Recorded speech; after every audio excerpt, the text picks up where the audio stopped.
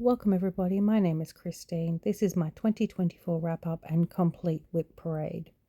I start off by letting you know that I was nowhere near finishing off my Christmas presents for my brothers, so I abandoned that mission and I put all of my WIPs on a wheel, and now when I spin it I have to only do 100 stitches. This gets me a start. It gets me out of procrastination stage and it gets my WIPs, each and every one of them with some stitches in it. So I start out with the oldest to most recent WIPs. This is my 9 fish. And this is before I started this new way of stitching. And you'll see slowly more and more stitches go into it. So hopefully I just keep on going until this is complete. That'll be very exciting to get this one all done. So this is what it looks like at the end of 2024. I did say in a previous video that I wanted to get this one complete on its second anniversary, which is in March, but I highly doubt that's going to happen. I'm taking all the time restraints and pressures off myself and decided to just enjoy, and if I keep putting 100 stitches in each project every time it spins up, eventually they're all going to get done. This is Hocus Pocus. I also like to note that all of my WIPs are 11 count and 14 count because I only just started a couple of years ago, and that's just easier for me and my eyesight at the moment. I say with all honesty, I don't think I'm ever going to be doing like a 40 count Lugana and all this that everyone's talking about. I'm happy with this size. So this is Hocus Pocus at the end of 2024. I can't wait to get this one done. I really enjoyed it. However, I did make a mistake. All of the outlines and words are supposed to be 2 strands, and I started doing the center words with 3 strands. I've gone too far now, I can't take it out. You'll see 2 strands at the top in It's Just a Bunch Of, and the rest is 3 strand. So now I'm considering just putting another strand in the words on the top, and it should look all similar.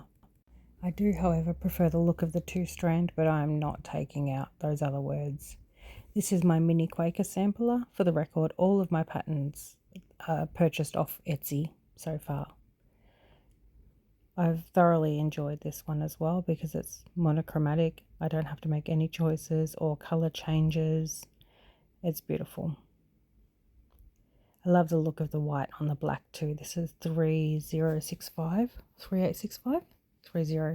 You know which one it is. I know you do. This is where it's at the end of 2024. Completed all the top, finished off that bird. I love it. I can't wait to frame it for Halloween next year. I didn't put the stars in. I didn't really like the look of it, so I just added another branch and added another bird. This is my Pulp Fiction Frankenstein piece for my brother.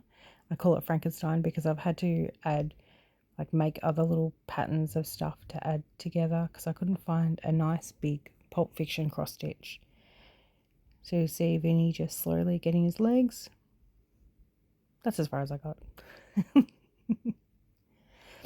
I don't really love this one, to be honest, but I'm not starting again. I'm sure my brother will like it.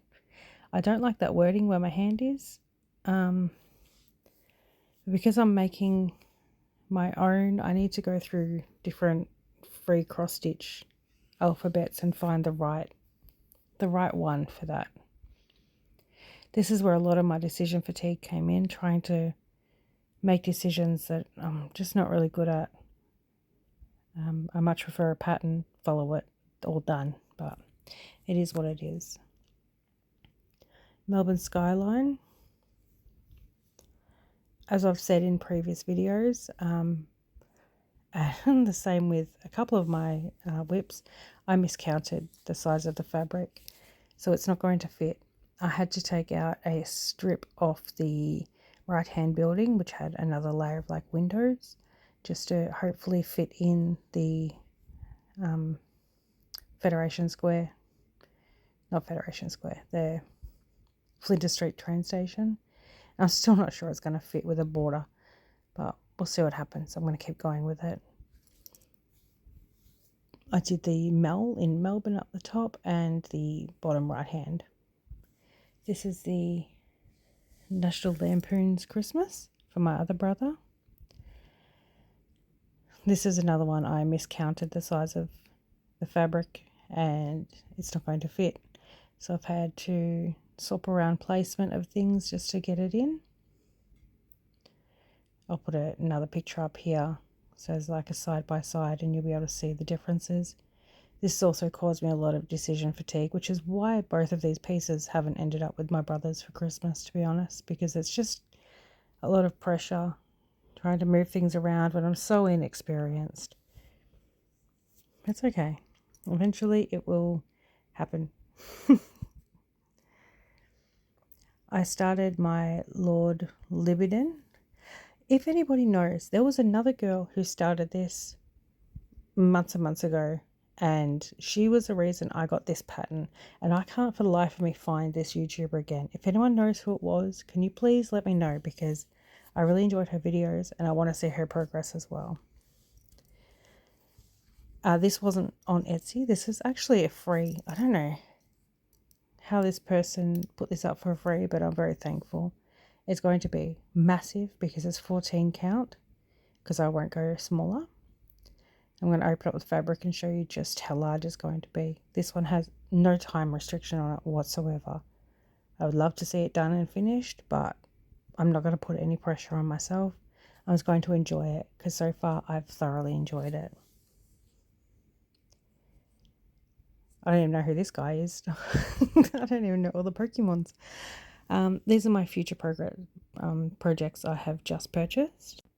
And there will be no more new purchases. I have decided to do a low spend year this year and really only buy necessary things. So if I want new patterns, which you're going to see the next ones I would like, I will need to save up for them.